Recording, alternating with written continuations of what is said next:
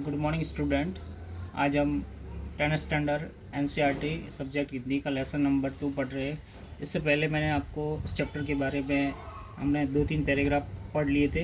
ठीक है, बूढ़ी काकी के बारे में हम पढ़ रहे थे। उसमें मैंने आपको बताया था कि जो बुद्धिराम है उसका बड़ा लड़का जो मुकराम है उसके घर पर तिलक आया था, मतलब उसके घर पर सगाई का फंक्शन था।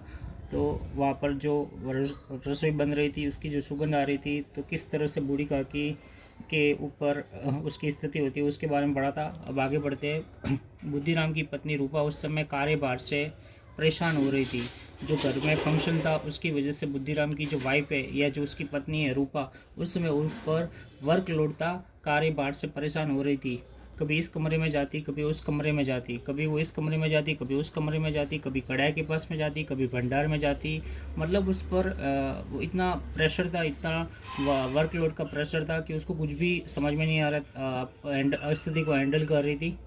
बेचारी अकेली दौड़ते दौड़ते व्याकुल हो रही थी, क्योंकि घर में वो अकेली थी और पूरा मैनेजमेंट उस पर था, इसलिए वो, और दूसरी बात क्या, वो अकेली थी, इसलिए दौड़ते दौड़ते क्या हो रही थी, व्याकुल का मतलब होता है परेशान या बेचैन होती थी, झुंझलाती थी, कूदती का मतलब होता है छिड़ती थी, ईर्ष्या करती थी, परंतु क्रोध प्रकट करने का अवसर न पाती थी, लेकिन वह किसी पर गुस्सा नहीं कर रही थी।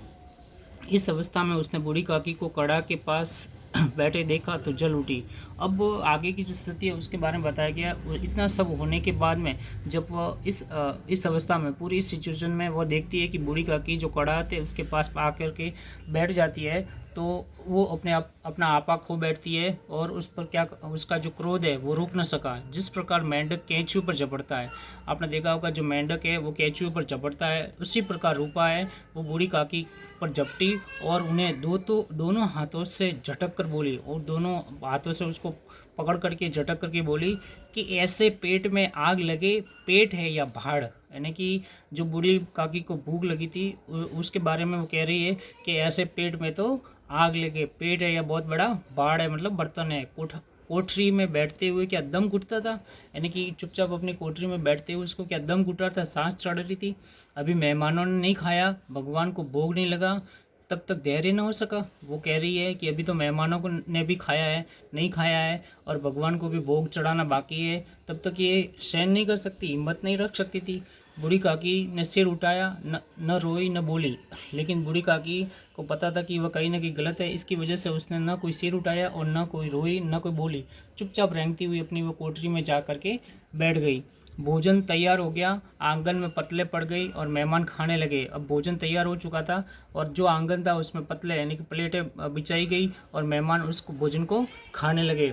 बूढ़ी काकी अपनी कोठरी में जाकर पश्चाताप कर रही थी कि मैं कहाँ चली गई।